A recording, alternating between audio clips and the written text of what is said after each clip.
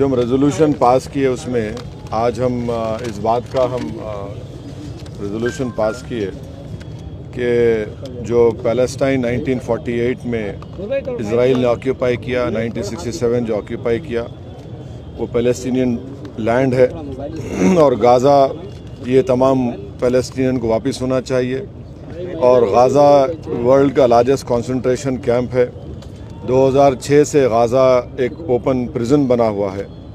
और साथ ही साथ हम वेस्ट बैंक से इज़राइल का विड्रॉल पूछे हैं, पास किए हैं।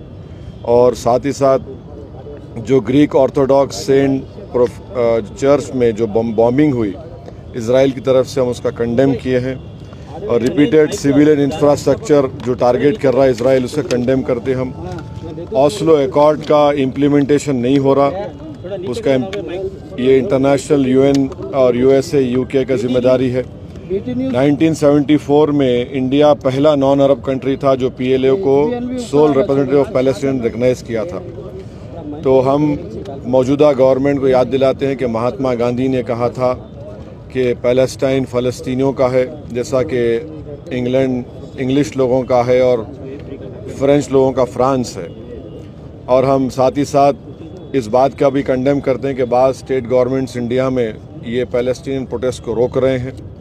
और हम सॉलिडारिटी एक्सप्रेस करते हैं पैलेस्टाइन के लोगों से।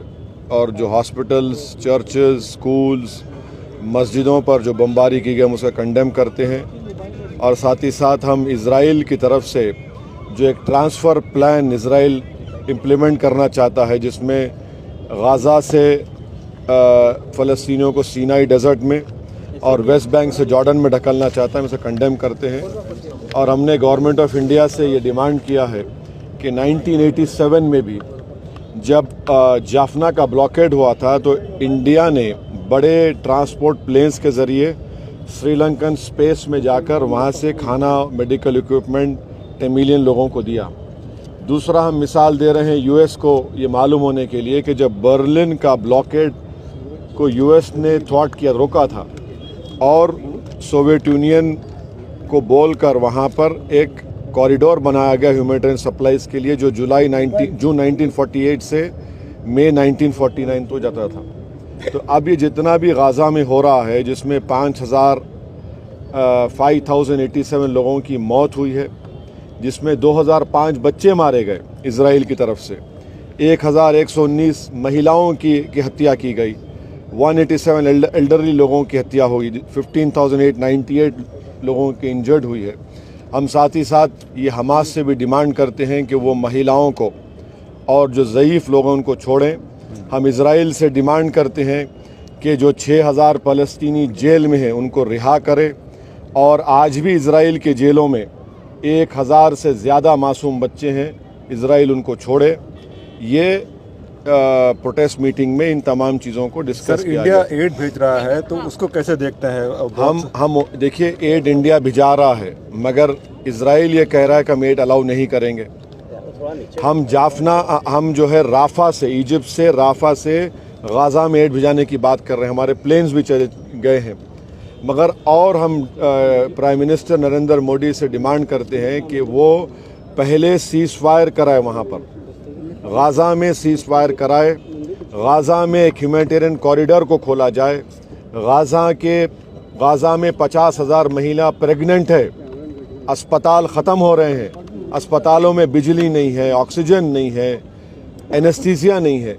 तो हम हमारे देश के प्रधानमंत्री से ये अपील करते हैं, डिमांड करते हैं कि वो इज़राइल पर, बल्कि हमारे प्रधानमंत्री G20 के भी अब हमारे पास प्रेसिडेंसी है, तो हम जब यूक्रेन पर हमले का कंडेम करते हैं तो ये भी हमला कंडेम करके वहाँ पे ह्यूमैनिटेरियन एक कॉरिडोर खोलना चाहिए, ताकि गाज़ा की जनता को ह्यूमैनिटेरियन रिलीफ मिल सके। हम उम्मीद करते हैं कि हमारे देश के प्रधानमंत्री ये बात इज़राइल को करेंगे और इसका एक कॉरिडोर खुलवाएंगे। और एड की ज़रूरत है वहाँ पर। आप अंदाज़ा लगाइए कि 5,000 लोगों की मौत हो गई है। अस्पताल पर इज़राइल बमबारी कर रहा है, अस्पतालों को बर्बाद कर रहा है। तो फिर कैसा होगा उन लोगों की, उनकी सहायता, उनकी मदद कैसे की जा सकती है? सर, एक और एड के साथ आज प्रधानमंत्री ने भी कई देशों के हेड से बात की है एफर्ट्स कर रहे हैं। नहीं, प्रधानमंत्री से अभी प्रधानमंत्री के पास दिसंबर तक G20 की भी जिम्मेदारी है। जिस तरह G20 में हमने एक जॉइंट कम्युनिके बोलिए जॉइंट स्टेटमेंट हमने जारी किया, जिसमें हमने कंडेम किया था कि किसी भी कंट्री पर इन्वेजन का, ये ऑक्यूपाइड टेरिटरीज हैं। इजराइल रेजोल्यूशन नंबर 242 को नहीं मानता है, 242 रेजोल्यूशन को मानना चाहिए। इजराइल ये ट्रांसफ़र पॉलिसी के तहत अपने गाज़ा के फ़लस्तीनियों को सिनाई डेजर्ट में ढकेलना चाहता है और वेस्ट बैंक के फ़लस्तीनियों को जॉर्डन में ढकेलने का इनका प्लान है। ये जेनोसाइड कर रहा है इजराइल गाज़ा में। देश के प्रधानमंत्री को एज ए G20 के हेड की भी उन पर एक एडिशनल जिम्मेदारी है कि वो सीज़ फायर करवाए और वहाँ पर एक ह्यूमैनिटेरियन कॉरिडोर खुलवाए ताकि फ़लस्तीनियों को उनको राहत मिल सके, उनकी जान बचाई जा सके। और मैक्सिमम बच्चे मर रहे हैं, आप अंदाज़ा लगाइए कि 2000 बच्चे मर चुके हैं। इससे बड़ा बर्बरियत क्या हो सकती है? क्यों सारी दुनिया खामोश बैठी हुई है? क्यों सारी दुनिया सिर्फ इजराइल की ऑक्यूपायर एज अ फोर्स की बात कर रही है? क्यों फ़लस्तीनियों की बात क्यों नहीं कर रही है? ये बड़े अफसोसनाक बात है। ये इनकी ड्यूअल पॉलिसी है जो दुनिया के सामने लोग बेनकाब हो रहे हैं।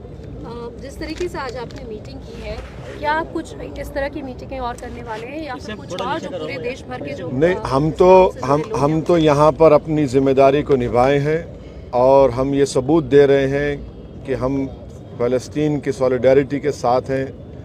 हम फ़लस्तीनियों पर जो जुल्म जेनोसाइड उन पर हो रहा है इजराइल की तरफ से, उसका कंडेम करने के लिए हम जमा हुए हैं। हम आज के हमारे इस प्रोटेस्ट मीटिंग के ज़रिए हम देश के हमारे प्रधानमंत्री से भी ये डिमांड कर रहे हैं, अपील कर रहे हैं कि 1987 में जिस तरह जाफना में भारत के ट्रांसपोर्ट प्लेन्स ने इजराइल के एयर स्पेस में जाकर टेमिलियंस के लिए खाना और मेडिसिन फूड सप्लाईज को ड्रॉप किया, इसी तरीके से भारत के प्रधानमंत्री पर एक एडिशनल जिम्मेदारी G20 के हेड की भी है कि वो इजराइल को बताए, सीज़ फायर करवाए।